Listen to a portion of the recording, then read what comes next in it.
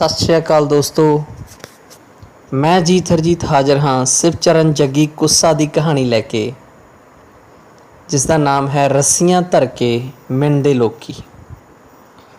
गिंदर थोड़ा जिहा सिद्ध पद्धरा बंदा सी। दिमाग तो जिमें रब ने उसनू दिता ही नहीं सी। जिमें किसी ने आख दिता उसनू ही सत्य करके मनना। जिधर नूं किसी ने आख दिता बस बिन मुहारे बोते वांग उधर नूं ही तुर पैना। नफ़े नुकसान का उसनू कोई पता नहीं सी, पर पिंड दे लोग भी उसनू दरवेश बंदा समझ के उस नाल कोई हेर फेर ना करदे। गिंदर कोल 10 एकड़ सांध दे सिर वर्गी जमीन सी अते पिंडों बाहर गुजारे जोगा बड़ा वधिया मकान पाया होया सी। गिंदर दे घर वाली मलकीत कौर बड़ी ही अड़ब औरत सी। 5 भरावां दी इक्को एक भैन। गिंदर नूं वो मूँह ना बोलदी। इक्को एक कुड़ी जम्मण तो बाद मलकीत कौर मुड़ ढिड्डों ना फुटी। कोई बच्चा ना होया। बथेरे साधा संतां दे डेरे गाहे, मत्थे रगड़े, पर सब व्यर्थ। जे साधा संतां दे डेरिਆਂ तो पुੱਤ मिलदे हुंदे तां घट्टो घट्ट भारत विच कोई निपुत्ता ना मरदा। ਇਹ ਤਾਂ ਜੇ अकाल पुरख ਦੇ ਘਰ ਹਿੱਸਾ ਹੋਵੇ ਤਾਂ ਹੀ ਗਨੀਮਤ फल मिलते ने। मलकीत कौर सबर करके बैठ गई। गिंदर नूं बहुता कोई फर्क नहीं सी, पर पिंड दीआं बुढ़ियां गिट्टे सोटी लाउणों बाज ना आउंदियां। आखिर खिजी हुई मलकीत कौर अली अली करके पैंदी। मेरे प्यो दीआं रन्नां किवें फट ते अक चाउंदियां आके। जे किसी नूं बाला ही दर्द है तो लै जाओ मेरे खसम नूं आपदे घर ते जम के दे मुंडा। मलकीत कौर दी वकड़वाह सुन के बच्ची कुलवंत रोण लग पैंदी तां मलकीत कौर गिंदर नूं कुदाड़ दे के आउंदी। ਇੱਥੇ खड़ा जाड़ां जियां कड्ढी जाना है, कुड़ी नहीं विराह हुंदी। तां गिंदर कमलियां वांगू कलपदा, बौड़ी ओए लोको, ਵੱਡੇ ਘੂਰ के डराउंदे आ ते छोटे रो के डराउंदे आ। ਉਹ ਰੋਂਦੀ ਕੁੜੀ ਨੂੰ ਚੱਕ ਛੱਤ ਵੱਲ ਨੂੰ ਝਾਕਦਾ ਮਲਕੀਤ ਕੌਰ ਬੁੜਬੁੜ ਕਰਦੀ ਰਹਿੰਦੀ। ਇੱਕ ਦਿਨ ਗਿੰਦਰ ਦੀ ਬਿਰਧ ਮਾਂ ਚਿੰਤੀ ਸਰਪੰਚ ਕੋਲ ਗਈ। ਸਰਪੰਚ ਬੜੇ ਮਾਣ ਨਾਲ ਮਿਲਿਆ। ਪੁੱਤ ਗੋਪਾਲ ਮੋਚਨ ਨਹਾਉਣ ਚੱਲੇ ਆ। ਹਾਂ ਤਾਈ ਜਾਣਾ ਵੇ। ਮੈਂ ਕਾਹਨੂੰ ਜਾਣਾ ਪੁੱਤ? ਵੀ ਮੈਂ ਆਪਣੇ ਸਿੱਧਰੇ ਨੂੰ ਵੀ ਲੈ ਜਾਇਓ, ਉਹਦਾ ਦਿਮਾਗ ਲੋਟ ਹੋ ਜੇ। ਲੈ ਜਾਵਾਂਗੇ ਤਾਈ, ਇਹ ਵੀ ਕੋਈ ਗੱਲ ਹੈ? ਤੂੰ ਉਹਨੂੰ ਪਰਸੋਂ ਤਿਆਰ ਕਰਦੀ, ਸਵੇਰੇ 5 ਵਜੇ ਪਿੰਡੋਂ ਤੁਰਾਂਗੇ। ਕਰ ਦੂੰ ਭਾਈ, ਇਹ ਤਾਂ ਪੁੰਨੀ ਹੈ। ਤੇ ਮਾਈ ਸੰਤੁਸ਼ਟ ਹੋ ਕੇ ਤੁਰ ਆਈ। ਮਿੱਥੇ ਸਮੇਂ ਅਨੁਸਾਰ ਬੱਸ ਪੁੱਜ ਗਈ ਤੇ ਉਹਨਾਂ ਗੋਪਾਲ ਮੋਚਨ ਚਾਲੇ ਪਾ ਦਿੱਤੇ। ਗਿੰਦਰ ਦੇ ਨਾਲ ਉਸ ਦਾ ਜੋਟੀਦਾਰ ਸੰਤੋਖ ਵੀ ਸੀ। ਸੰਤੋਖ ਬੜਾ ਹੀ ਵਹਿਪਤੀ ਸੀ।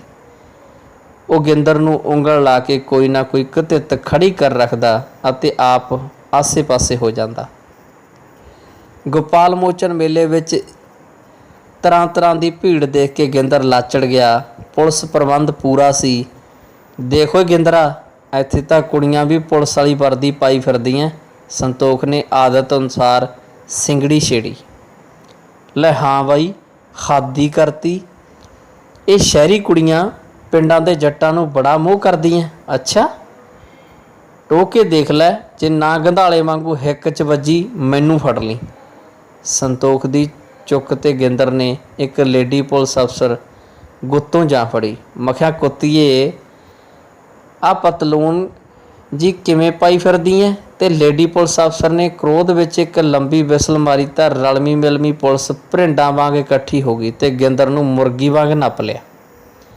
ਸਰਪੰਚ ਹੋਰਾਂ ਦੇ ਭਾਅ ਦੀ ਬਣ ਗਈ। ਸਾਰੇ ਹੱਥ ਜੋੜੀ ਅਫਸਰ ਦੇ ਸਾਹਮਣੇ ਪੇਸ਼ ਹੋਏ। ਸਰਕਾਰ, ਇਹਦੇ ਦਿਮਾਗ 'ਚ ਫਰਕ ਹੈ। ਘਰਦਿਆਂ ਨੇ ਸਾਡੇ ਨਾਲ ਨਹਾਉਣ ਤੋਰਿਆ ਬਈ ਇਹਦਾ ਦਿਮਾਗ ਠੀਕ ਹੋ ਜਾਵੇ। ਸਾਡੀ ਮਿਹਨਤ ਹੈ, ਇਹਦੀ ਖਲਾਸੀ ਕਰੋ। ਅਫਸਰ ਢੈਲੀ ਪੈ ਗਈ। ਮੈਂ ਪੇਂਡੂ ਜੱਟ ਐਂ।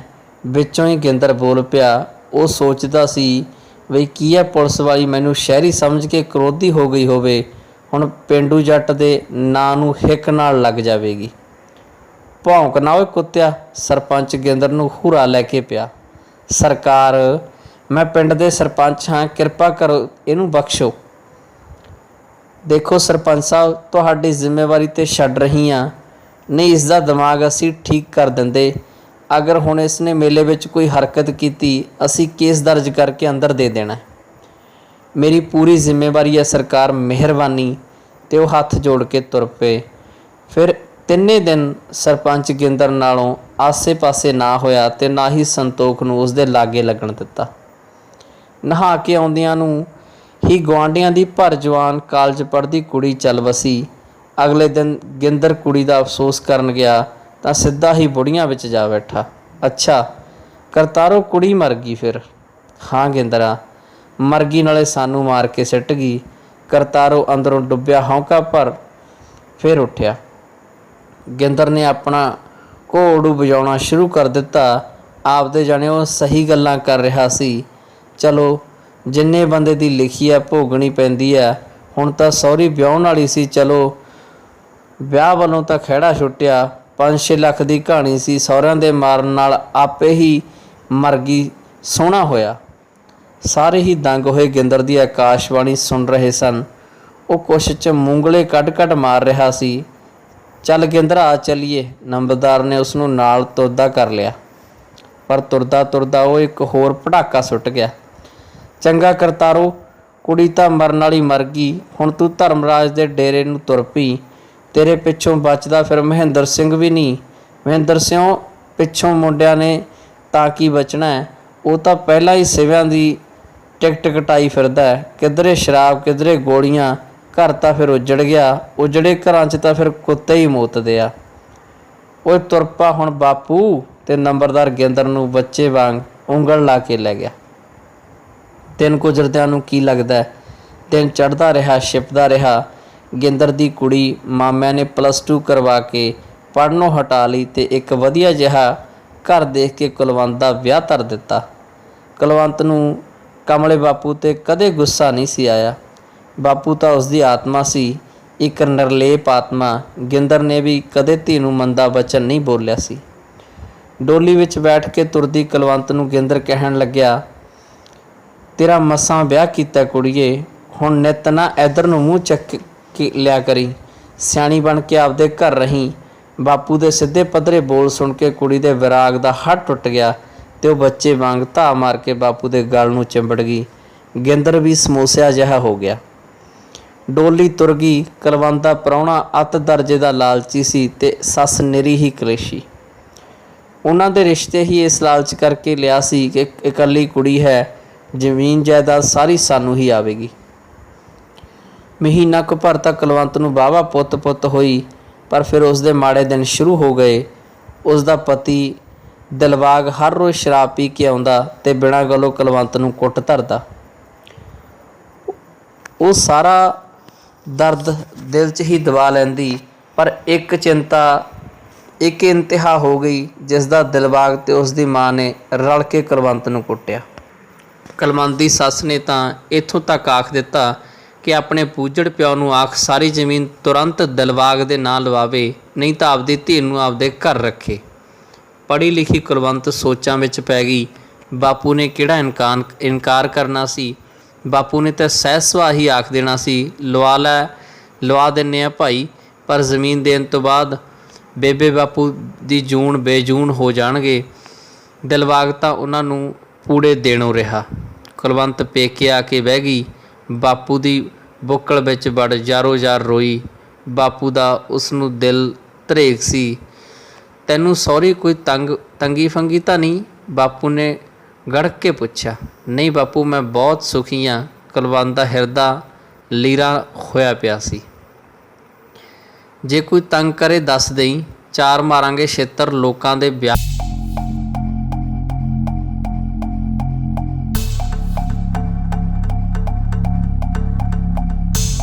दी सादगी ते जान वारदी सी, कुर्बान हुंदी सी। एक वार दी गल है, पिंड विच किसे दा विआह सी। गिंदर भी नाल बराती गया होया सी। दोपहरों बाद रोटी वेले शराबी होए बराती लड़ पे। दारू नाल दुੱਤ होए कमले जट वेले दे थाल एक दूजे वल वगाह वगाह मारन लग पे।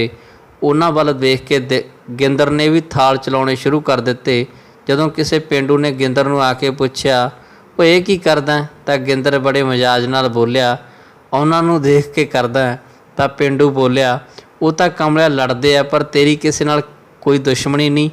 ਉਹ ਲੜਦੇ ਆ? ਗਿੰਦਰ ਹੈਰਾਨ ਸੀ। ਤੇ ਹੋਰ ਕੀ, ਲੈ ਮੈਂ ਐਵੇਂ ਹੀ ਕਮਲਿਆਂ ਵਾਂਗੂ ਥਾਲ ਵਗਾ ਵਗਾ ਮਾਰੀ ਜਾਂਦਾ। ਮੈਂ ਤਾਂ ਸੋਚਿਆ ਸੀ ਬਈ ਇਸ ਇਲਾਕੇ 'ਚ ਕੋਈ ਰਿਵਾਜ ਹੋਣਾ। ਖੈਰ ਕੁਲਵੰਤ ਦਿਨ ਕਾੜਾ ਕਰਕੇ ਸਹੁਰੀ ਪਰਤ ਗਈ। ਕਪੱਤੀ ਸੱਸ ਨੇ ਫੈਸਲਾ ਪੁੱਛਿਆ। ਬਾਪੂ ਜੀ ਕਹਿੰਦੇ ਹਾੜੀ ਦੀ ਵਾਢੀ ਮਗਰੋਂ ਸਾਰਾ ਕੁਛ ਹੀ ਨਾ ਲਵਾ ਦਿਆਂਗੇ। ਕੁਲਵੰਤ ਨੇ ਅਸਲੋਂ ਹੀ ਝੂਠ ਬੋਲਿਆ। ਉਹ ਸੋਚਦੀ ਸੀ ਕਿ 4-5 ਮਹੀਨੇ ਤਾਂ ਸੌਖੇ ਨਿਕਲਣਗੇ, ਬਾਕੀ ਗੁਰੂ ਭਲੀ ਕਰੇਗਾ। ਸੱਸ ਸੰਤੁਸ਼ਟ ਹੋ ਗਈ।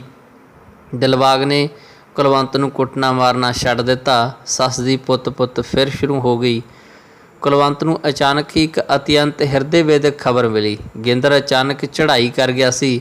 ਕੁੜੀ ਨੇ ਭੁੱਬ ਮਾਰੀ, ਆਪਣੀ ਛਾਤੀ ਪਿੱਟ ਲਾਲ ਕਰ ਲਈ, ਪਰ ਸੱਸ ਤੇ ਦਿਲਬਾਗ ਅੰਦਰ ਕੁੱਤ-ਕੁੱਤੀ ਹੋਈ। ਉਹ ਲੋਕ ਇਲਾਜ ਨੂੰ ਮਕਾਨ ਦੀ ਟਰਾਲੀ ਭਰ ਕੇ ਕੁਲਵੰਤ ਦੇ ਪੇਕਿਆਂ ਨੂੰ ਰਵਾਨਾ ਹੋ ਗਏ। ਦਿਲਬਾਗ ਕੇ ਉਸ ਦੀ ਮਾਂ ਮਨ 'ਚ ਕਈ ਚੁੱਪ ਸਕੀਮਾਂ ਉਸਾਰਦੇ ਸਨ। ਬਾਪੂ ਦੀ ਲਾਸ਼ 'ਤੇ ਡਿੱਗੀ ਕੁਲਵੰਤ ਨੇ ਧਾ ਮਾਰੀ, ਤੂੰ ਮੈਨੂੰ ਕਿਹੜੇ ਵਹਿਣਾਂ ਵਿੱਚ ਸੁੱਟ ਕੇ ਤੁਰ ਗਿਆ ਵੇ ਮੇਰੇ ਪਿਆਰਿਆ ਬਾਬਲਾ। ਹਰ ਵਕਤ ਜਬੜੀਆਂ ਮਾਰਨ ਵਾਲਾ ਬਾਬਲ ਤਾਂ ਅਹਿਲ ਪਿਆ ਸੀ, ਬਿਲਕੁਲ ਹੀ ਚੁੱਪਚਾਪ ਤੇ ਖਾਮੋਸ਼। ਸਾਰਾ ਪਿੰਡ ਹੀ ਦੁੱਖ ਵਿੱਚ ਗਰਾਸਿਆ ਗਿਆ, ਗੂੰਗਾ ਬਣਿਆ ਬੈਠਾ ਸੀ। ਪਿੰਡ ਦੀ ਰੌਣਕ ਗਿੰਦਰ ਤੁਰ ਗਿਆ ਸੀ। ਰਿਸ਼ਤੇਦਾਰ ਵੱਖ ਦੁਖੀ ਸਨ। ਅਸਲੀਅਤ ਦਾ ਤਾਂ ਸਾਰਿਆਂ ਨੂੰ ਹੀ ਪਤਾ ਸੀ। ਅਸਲ ਵਿੱਚ ਗੁਆਂਢੀਆਂ ਦੇ ਮੁੰਡੇ ਦਾ ਵਿਆਹ ਸੀ। ਅਗਲੇ ਦਿਨ ਬਰਾਤ ਜਾਣੀ ਸੀ। ਉਹਨਾਂ ਨੇ ਗਿੰਦਰ ਤੋਂ 2 ਘੜੇ ਦੇਸੀ ਦਾਰੂ ਦੇ ਪਵਾ ਦਿੱਤੇ। ਪੂਰੀਆਂ 8 ਬੋਤਲਾਂ ਨਿਕਲ ਆਈਆਂ, ਪਰ ਉਹਨਾਂ ਨੇ ਦਾਰੂ ਨੂੰ ਖੱਟਰ ਕਰਨ ਵਾਸਤੇ ਇੱਕ ਜਾਣੂ ਪਹਿਚਾਣੂ ਡਾਕਟਰ ਤੋਂ 12 ਨੰਬਰੀ ਮਿਕਸਚਰ ਬਣਵਾ ਕੇ ਦੇਸੀ ਦਾਰੂ ਵਾਲੇ ਗੇਲਣ 'ਚ ਪਾ ਦਿੱਤੀ। ਨਸ਼ਾਦਾਰ ਵਾਲੀ ਦਾਰੂ ਵਿੱਚ ਮਿਕਸਚਰ ਮਿਲਣ ਕਾਰਨ ਜ਼ਹਿਰ ਬਣ ਗਈ, ਪਰ ਪਤਾ ਕਿਸੇ ਨੂੰ ਵੀ ਨਹੀਂ ਸੀ। ਲੈ ਵੀ ਚਾਚਾ ਦੇਖ ਟੇਸਟ ਕਰਕੇ। ਵਿਆਹ ਵਾਲੇ ਮੁੰਡੇ ਨੇ ਗਿੰਦਰ ਨੂੰ ਗਲਾਸ ਭਰ ਕੇ ਪੇਸ਼ ਕੀਤਾ। ਗਿੰਦਰ ਨੇ ਜਾੜ ਕੁੱਟ ਕੇ ਗਲਾਸ ਖਾਲੀ ਕਰ ਦਿੱਤਾ। ਉਸਦੀ ਜ਼ੁਬਾਨ ਤਾਲੂਏ ਲੱਗ ਗਈ। ਖਰੀ ਹੈ ਬਈ, ਕਹਿਣ ਨੂੰ ਤਾਂ ਗਿੰਦਰ ਨੇ ਆਖ ਦਿੱਤਾ, ਪਰ ਕੁਝ ਪਲਾਂ ਬਾਅਦ ਉਸ ਨੂੰ ਪੂਰੀ ਤਰ੍ਹਾਂ ਖੂਨ ਦੀਆਂ ਉਲਟੀ ਆਈਆਂ। ਡਾਕਟਰ ਤੇ ਬਿਆੰਦੜ ਭਮੱਤਰ ਗਏ। ਗਿੰਦਰ ਦਾ ਬੁਰਾ ਹਾਲ ਹੋ ਗਿਆ। ਦਾਰੂ ਬਾਹਲੀ ਘੈਂਟ ਆ ਚਾਚਾ, ਇੱਕ ਹੋਰ ਅੰਦਰ ਸਿੱਟ ਠੀਕ ਹੋ ਜਾਏਗਾ। ਤੇ ਬਿਆੰਦੜ ਨੇ ਇੱਕ ਗਲਾਸ ਹੋਰ ਗਿੰਦਰ ਦੇ ਹਲਕ ਥਲੀ ਲੰਘਾ ਦਿੱਤਾ। ਇੱਕ ਤਰ੍ਹਾਂ ਨਾਲ ਜ਼ਹਿਰ ਦਾ ਪੂਰਾ ਗਲਾਸ ਗਿੰਦਰ ਅੰਦਰ ਜਾ ਚੁੱਕਾ ਸੀ। ਪਹਿਲਾਂ ਤਾਂ ਉਹ ਦੇਹ ਤੋੜ ਤੜਫਿਆ ਤੇ ਫਿਰ ਬੇਹੋਸ਼ ਹੋ ਗਿਆ। ਬਿਆੰਦੜ ਤੇ ਡਾਕਟਰ ਦਾਰੂ ਵਾਲਾ ਗੇਲਣ ਚੁੱਕ ਤਿੱਤਰ ਹੋ ਗਏ। ਦੱਸਿਆ ਉਹਨਾਂ ਨੇ ਕਿਸੇ ਨੂੰ ਵੀ ਨਹੀਂ ਸੀ। ਮਲਕੀਤ ਕੌਰ ਵੀ ਵਿਆਹ ਵਾਲੇ ਦਿਨ ਘਰੇ ਹੀ ਸੀ। ਜੇ ਗਿੰਦਰ ਨੂੰ ਤੁਰੰਤ ਹਸਪਤਾਲ ਲੈ ਜਾਂਦੇ ਤਾਂ ਸ਼ਾਇਦ ਉਸ ਦੀ ਜਾਨ ਬਚ ਜਾਂਦੀ।